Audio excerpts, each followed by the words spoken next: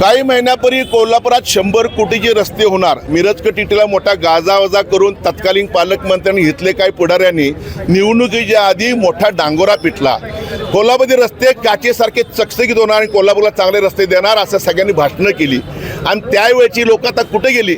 निवडणूक झाली, सत्तेवर आले, निव्वळ कोल्हापूरकरांना फसवण्याचं काम ह्या लोकांनी पाप केलेलं आहे. आणि त्या प्रकरणामध्ये ह्या सगळ्या ठेकेदार कोण असला पाहिजे, ठेकेदार ठेका कुणाला मिळाला पाहिजे, हे एक षडयंत्र तिथली जी प्रसिद्ध अक्का आहे त्या अक्काने हे प्रसिद्ध आहे. अक्काने हे सगळं षडयंत्र रचलं. संबंधित ठेकेदाराकडनं जास्त टक्केवारी कशी मिळेल आणि इथल्या अधिकारी जे कोण त्याला सामील आहेत ह्या सर्व प्रकाराची CID चौकशी माननीय मुख्यमंत्री देवेंद्र फडणवीस साहेबांनी करणं गरजेचं आहे. कारण निव्वळ आमची कोल्हापूरची फसवणूक झाल्या. 100 कोटीचं तुम्ही निविदा काढली आणि दिल्यात 23 कोटी. 16 रस्ते धरले.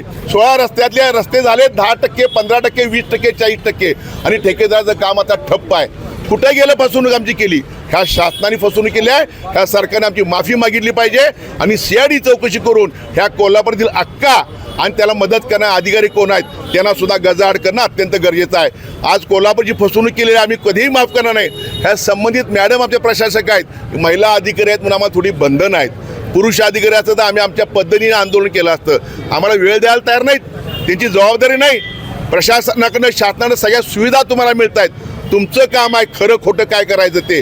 म्हणून पुढच्या आठवड्यात संबंधित प्रशासक मॅडम मंजुलक्ष्मी मॅडमने आम्हाला वेळ नाही दिली तर त्यांच्या दारात सुद्धा ठे मारून ह्याचा पर्दाफाश आम्ही करू. त्या निमित्तानं आज आम्ही प्रतिकात्मक नोटांची आज आम्ही इथं मिरवणूक काढली आणि दाखवून दिलं हे पैसे तुम्ही आमचे वाया घालवले आहेत, कोल्हापूरची फसवणूक केली आहे. अशाच नवनवीन अपडेट पाहण्यासाठी आमच्या KK न्यूज चॅनेलला सबस्क्राईब करा.